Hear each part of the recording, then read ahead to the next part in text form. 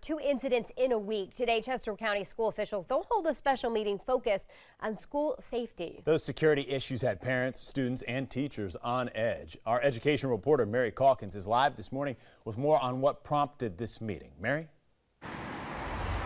Well, Alex, I can tell you the Chester County School Board called this meeting on Friday after unauthorized people entered school grounds twice last Wednesday. Now I want to show you video from the first incident that happened at Great Falls High School. It was put on lockdown after a fight led to a group of men getting onto campus. Deputies say a fight broke out around 12:30 between two students, but shortly after that fight ended, the men jumped a fence and ran onto campus. The school went on lockdown for nearly 2 hours. Now, later on the same day, shortly after that fight, a mother joined her daughter in a fight inside Chester High School. Deputies say Ashley Gregory was fighting another student in the bathroom when her mom, Jennifer, entered the school and joined that fight in the bathroom.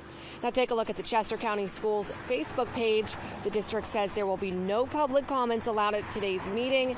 And obviously this is not sitting well with a lot of people who left these comments. Now that special meeting starts at 4:30 today. We're going to have a crew there so we can bring you a full update and let you know what the district says. But for now, reporting live, Mary Calkins, WBTV, on your side.